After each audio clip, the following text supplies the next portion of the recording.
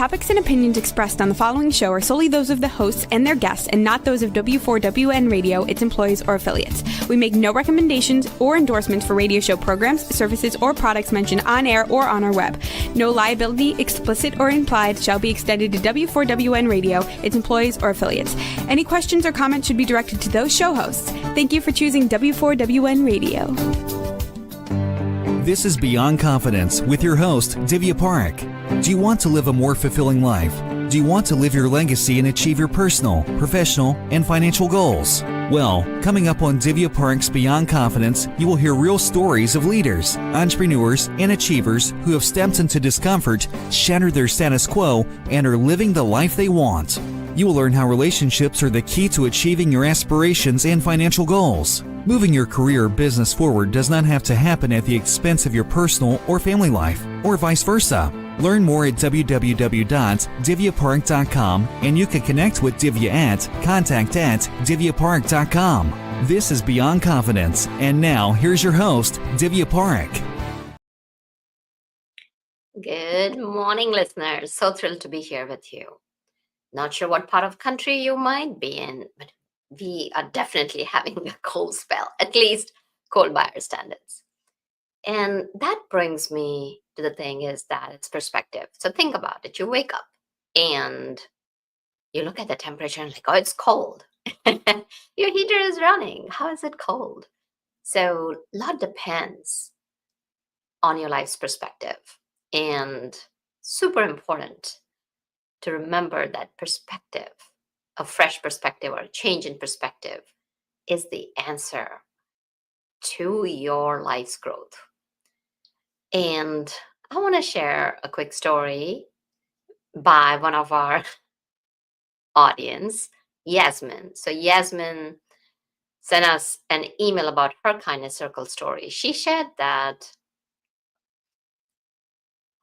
her son had been misbehaving and she was very, very upset at him, wanted to not allow him to go to his friend's birthday party, and sat down with him and said, all right, look, this is what we can do. I can ground you, not let you go. That said, I do want to bring in kindness. And would you be open to practicing kindness with me, where we are kind to each other? And surprisingly, her son became very teary-eyed, a growing teenager. You know how teenagers are just finding their footing. And she reported that just that one event, not everything has changed completely, but they're becoming more aware. So it doesn't matter where you begin. Either you could begin kindness to yourself, to your family, or anyone. Keep the kindness going and make a commitment to it. And for those of you who have got our books, the Entrepreneur's Garden and the Expert to Influencer, thank you, because you're helping us help other entrepreneurs. And if you have not, we would appreciate you getting our books, because they will change your life, as well as help us help other entrepreneurs at kiva.org. So let's bring in our guest. Welcome, Cynthia. Hi, how are you? Good. Thank you for asking. How are you? I'm doing well. I'm also experiencing the cold over here. Which is. So, I mean, yes, your area has been experiencing cold this year a lot. So tell us, do you remember a moment or a person from your childhood or youth who left a positive mark on you? Yes. Well, I think one of the people who left a truly positive mark was my grandmother. I called her my mama. She really was this very strong, independent woman. And she also was so nurturing and was more of like the caretaker role as well. And she was really able, in my opinion, to really balance the two of being tough when she needed to be tough, kind when kindness was needed, and, nurturing at the same time. So for me, her mark is very, very clear in my life.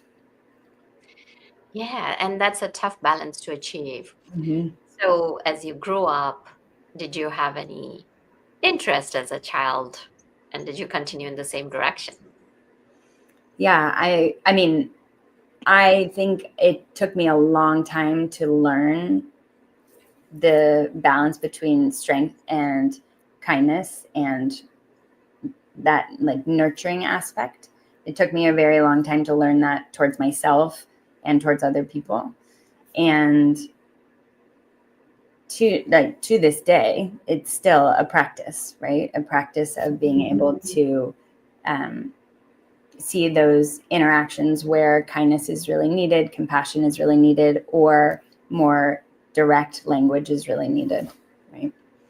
Yes, and that brings us to the communication piece because as we talk about, you and I are talking to each other, and throughout the day, we are communicating to ourselves and we are communicating with others, and it can Yeah. be so silent or non-silent. So tell us what role communication plays, especially in the work arena. I mean, I really believe that communication is absolutely everything. It's the way that we interact with our colleagues, our, teams. It's the way that we interact with our computers, our phones. It's the way that we interact with, the coffee machine in the morning. It really is every moment we are in communication with something, whether it's someone or ourselves. And it plays a big role in the workplace because if we're talking to ourselves in a way that is unhelpful, it creates more difficulty interacting with others and maybe moving ourselves forward in a place that we want to get to. If we are interacting in a way where we, don't feel we're aligned, that can also affect how we're working in the workplace. If we are lashing out, getting passive aggressive, all of our relationships shift because of that. And so communicating is, I truly believe, the key to enjoying all of where we are and what we're doing here. So, Yeah. can you share as to what are some of the basic pillars of communication? Mhm. So I believe that communication begins in the body, and that really looks like there's a moment between the stimulus and response, and that is the discomfort that we feel within the body. And that is the most important piece, is the awareness of the discomfort in the body when we're in a difficult interaction, so that then we can express ourselves. And the elements of right speech in Buddhism is where I draw a lot of my work from. Really, they're the foundation of intentional communication, which is to tell the truth, don't gossip, use helpful language, and don't exaggerate. And so those truly are the filters through which our interactions can happen. And through those filters, then we can communicate in a kind, honest, and helpful way. Mm-hmm. So, of course, those are very, very powerful.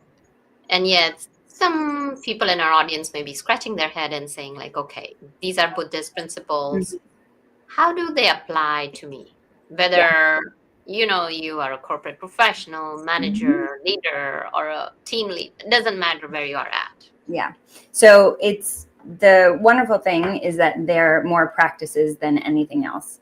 And the idea is when we are in a meeting, if we're in a difficult interaction, we learn how to be honest and helpful and kind at the same time. And that creates more trust, that creates more loyalty, it creates more connection with those that we're working with. And we also learn how to be objective and to see clearly what's happening within an interaction. And so therefore we have a sense of clarity when we're making decisions, and we're not as attached to the emotion in the moment. And we also get this sense of really being present in our interactions, because we can get really distracted very easily, thinking of, what needs to come next, what we haven't done, what we need to be doing, trying really to get straight to the bottom line of what we're dealing with.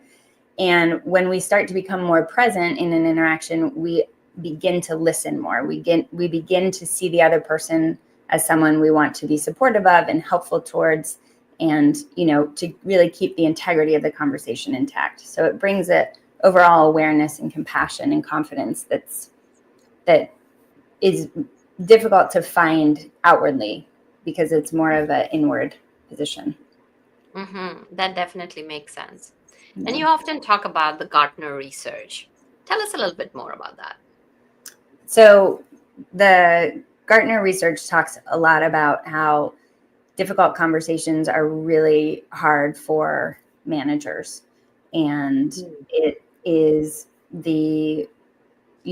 over certain months and years, the amount of managers avoiding difficult conversations.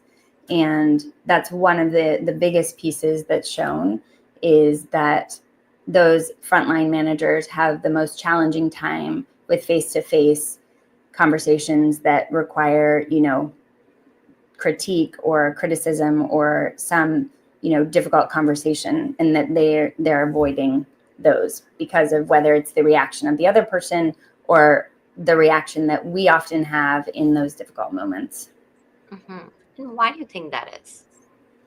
So I think that we all have past experiences that make having difficult conversations very hard to do, because they really inform the present moment, right? So if we've had one past experience that didn't go well in an interaction, the likelihood that we would want to express ourselves or be honest in another interaction will be low. I also think that the scarcity and just the living through that lens of fear makes it very easy to prevent ourselves from having difficult conversations. Whereas if we looked at it through a lens more of possibility and, what this conversation could potentially lead to and how it could help us, that would make, like what you were sharing before, right? Perspective, that idea that if we look at a conversation more from that lens of the possibility of what this difficult conversation could do for us, there's more likely chance that we would engage in it, right?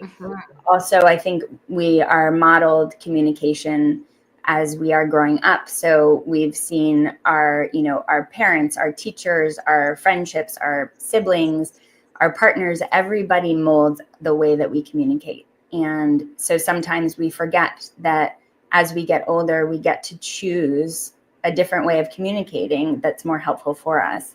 And it's a learned practice. So, in these difficult moments, we often just resort to our instincts. And when we do that, then we find ourselves in the same patterns again and again that may not seem that likely aren't having the best ripple effect, right?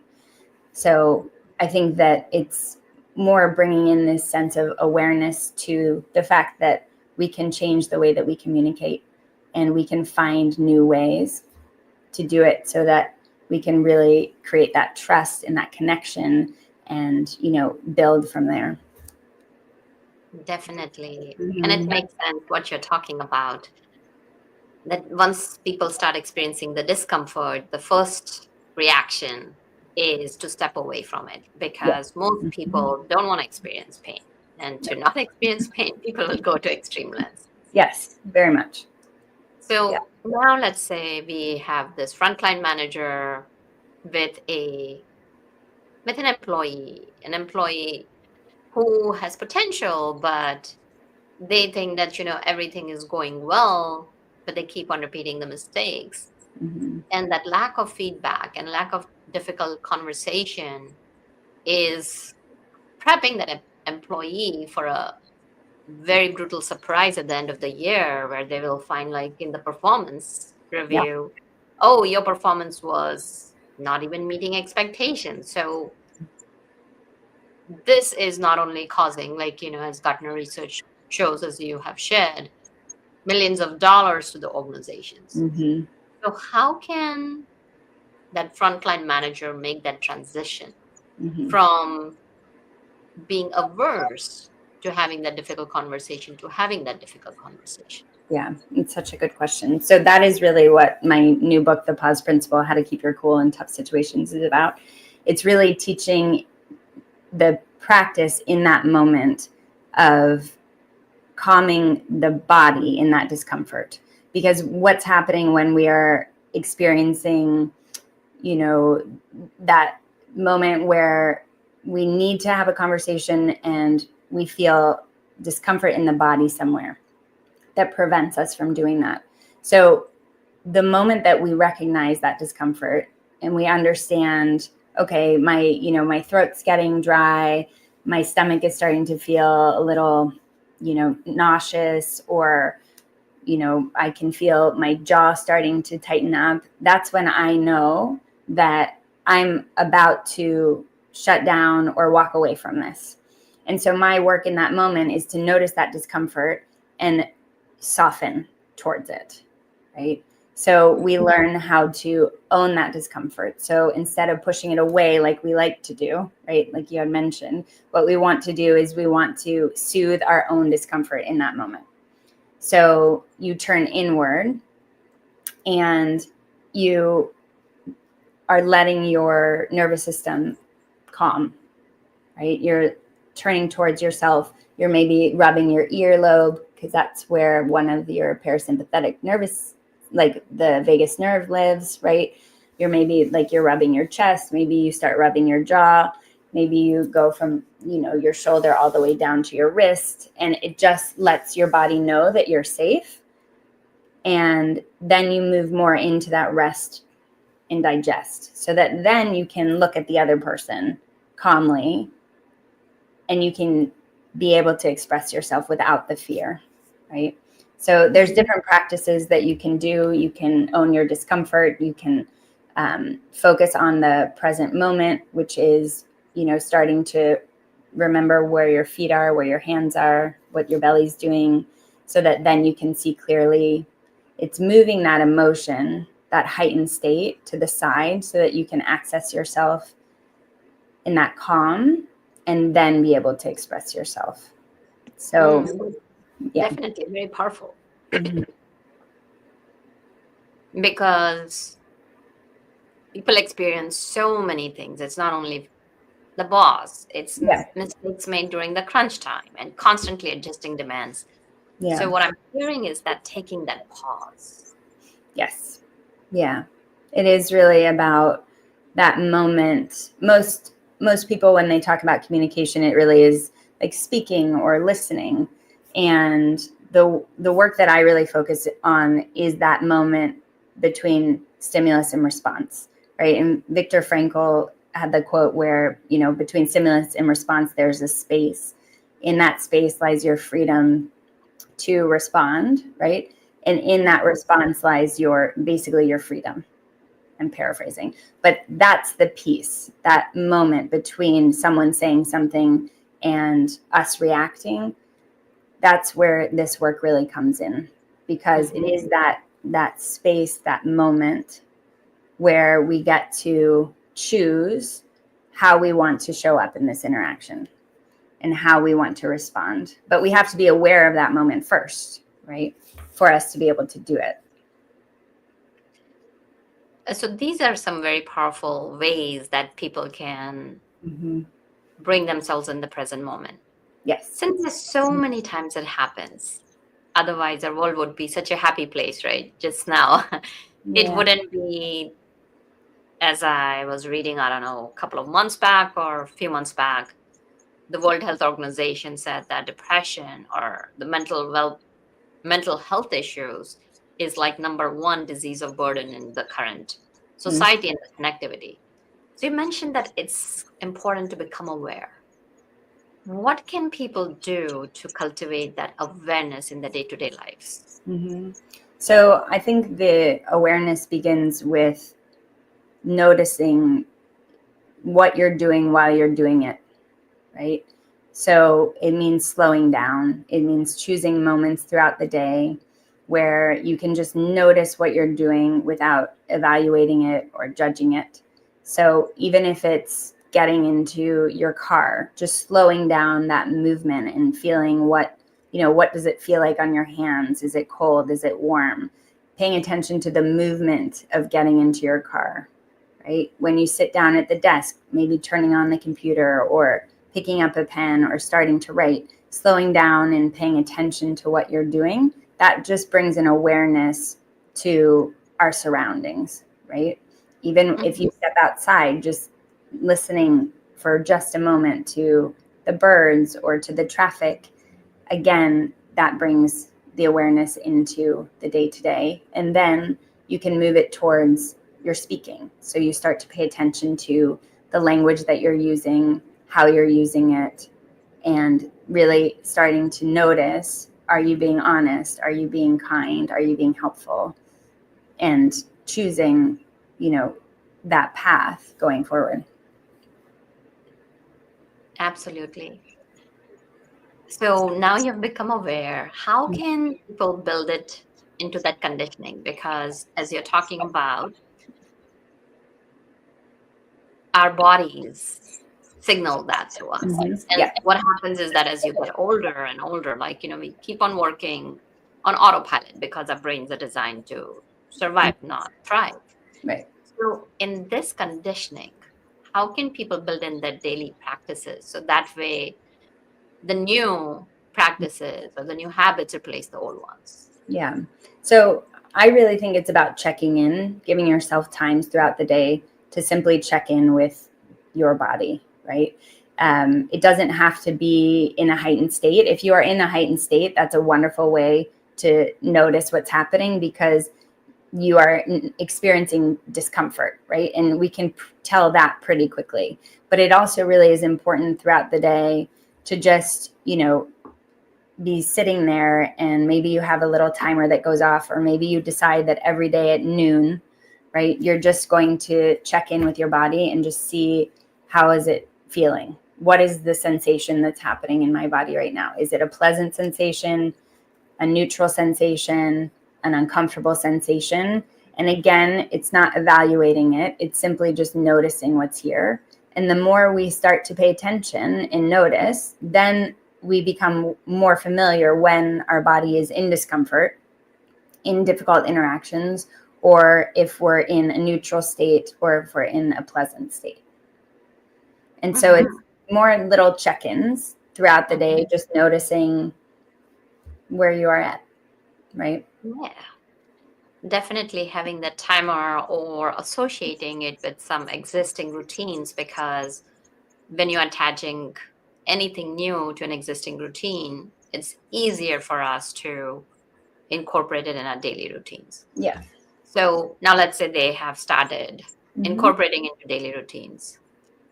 The next step always will naturally move into meditation so that they are building that calmness into the routine. So any thoughts on that? Yeah. So meditation is a big part of communication. I think that meditation really teaches us how to be present in an interaction. It helps us notice when we're distracted and move ourselves back into the moment. It also helps us become more responsive, right? Because we know how to access that rest in our body. We know what that feels like. And so there are specific meditations that are really helpful for us to learn how to communicate in a kind, honest, and helpful way. And, there's breath awareness practice, which is great for helping train our attention so that we are present in an interaction. There's metta loving kindness meditation, which helps us begin to feel more compassion towards ourselves and to others, especially those, we may be having difficulty with. And there's also different meditations that can help us see clearly and, release some of the fear that holds us back from having hard conversations. So there are many meditations that act as that glue, right? It really is the formal practice of softening. A lot of times what happens is that when people, especially the newbies, as they're getting into it, first of all, there is a little bit of skepticism. And as they practice, all those thoughts are going on. Oh, so just like, you're sitting here, you're distracted, and all that self-talk is going on, and it interrupts the meditation. So what could be the bridge where all those thoughts are just kind of floating in to versus quieting the mind? So when the thoughts are floating in, that's an okay thing. Thoughts are completely okay, right, in meditation. So our work is to notice if a thought is taking us away from the present moment. So if, let's say, our attention is on our breath, then suddenly we don't remember that our attention is on our breath, and we're stuck in, a storyline of maybe a vacation that we want to take, or, a meeting that we just had, and we're very far away. Then we notice that and we say, oh, hey, thanks for sharing. I'm just going to refocus my attention and bring it back to the present moment, bring it back to my breath. So we're always noticing and acknowledging the distraction or the thought, and we're thanking it for being there. We're labeling it maybe thinking, and then we come back to the present moment. And that really is the practice. It's remembering to be present, forgetting to be present, and not judging ourselves for it. Mm-hmm. So what I'm hearing is that, and as an avid meditation practitioner myself, definitely is releasing that judgment. Yeah. Because in that judgment, what happens is that some of the saboteurs or that negative self-talk can step in and take you away. Yes. So can you share some practices for the communication on how to build that communication with oneself? So the way we talk to ourselves is so important. It really is how the way that we talk to ourselves dictates really how we interact with others and how we live in the world. And one of the ways to really begin is to start paying attention and noticing the way that you talk to yourself, and if it's helpful or if it's hurtful. And if it's hurtful, that's okay. We all do it. And so it's just noticing. Again, we're not judging or evaluating ourselves. We're just noticing, wow, I've been saying some really hurtful things to myself, and that's okay. And then we continue to pay attention to notice helpful or hurtful language. Then we decide, okay, well, when I am saying these hurtful things to myself, are they true? Right? Is it true? And most of the time, if we really look clearly, we can see that maybe we're exaggerating. Maybe we're, making assumptions. Maybe we are, judging based off of a past experience. And so we start to notice that our negative self-talk really isn't true. It might even be somebody else's voice, right? And so then once we start to see, okay, well, that's not true, then I want to talk to myself in more of a healthy way, in more of a kind, honest, and helpful way.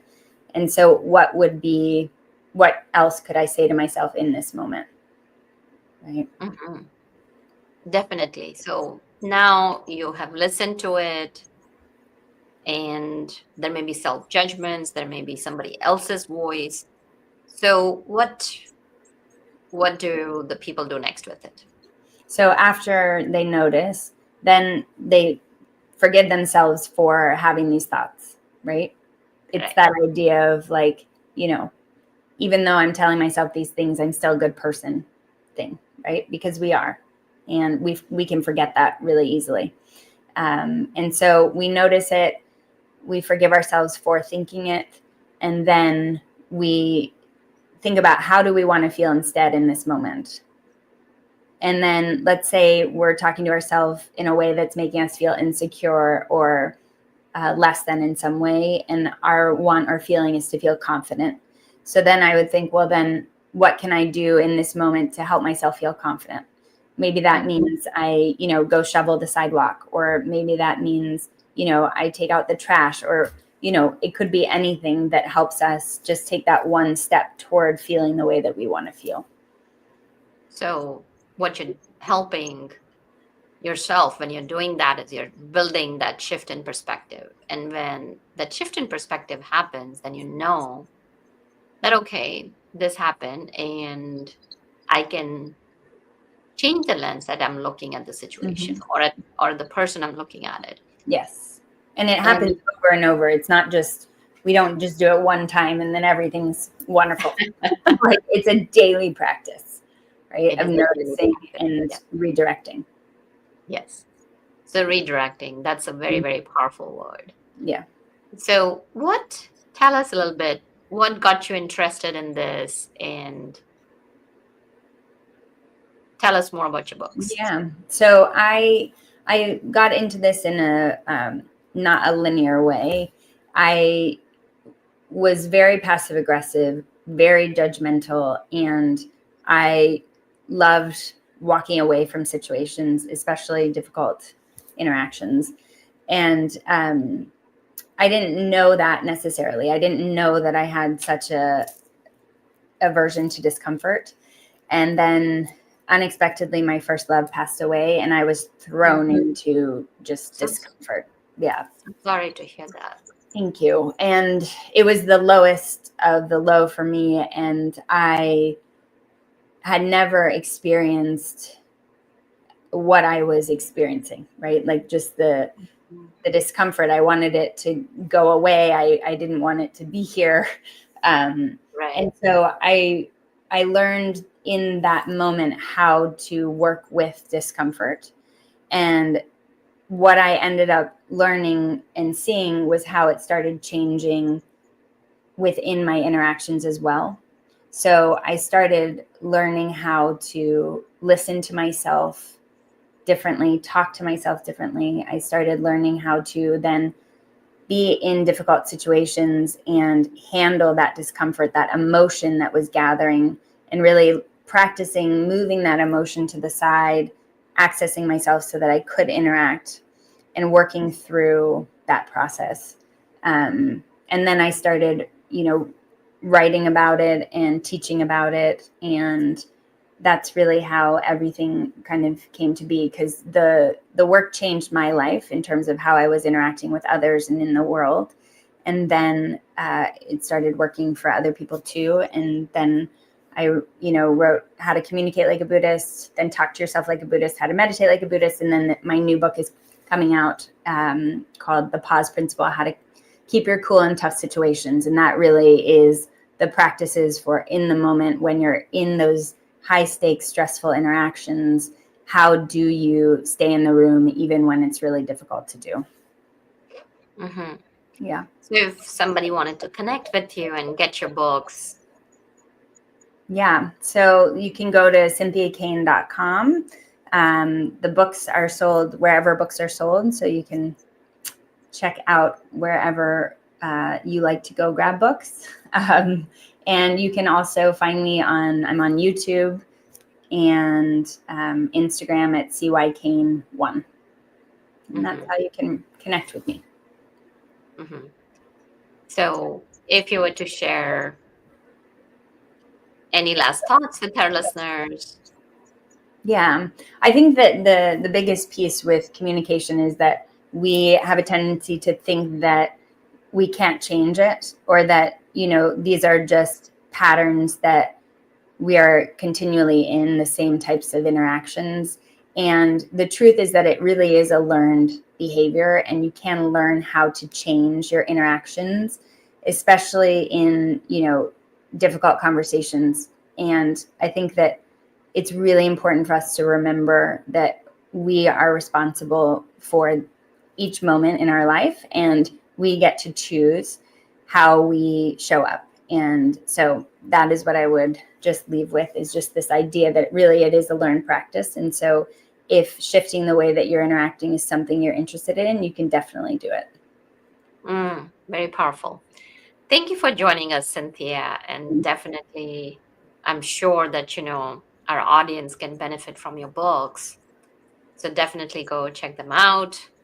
And thank you. Thank you. Thank you, dear audience, for being part of our life and for being so actively engaged with us, sharing your stories and reaching out to us. So we treasure you and we wish you all the best. Let us know how can we serve you. and support you. And thank you, Juan, for making the show technically possible.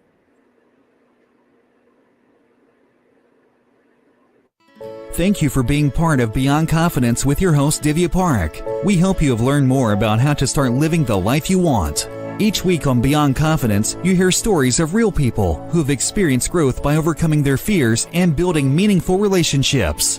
During Beyond Confidence, Divya Parikh shares what happened to her when she stepped out of her comfort zone to work directly with people across the globe. She not only coaches people how to form heart connections, but also transform relationships to mutually beneficial partnerships as they strive to live the life they want. If you are ready to live the life you want and leverage your strengths, learn more at www.divyaparikh.com. And you can connect with Divya at contact@divyaparikh.com. We look forward to you joining us next week.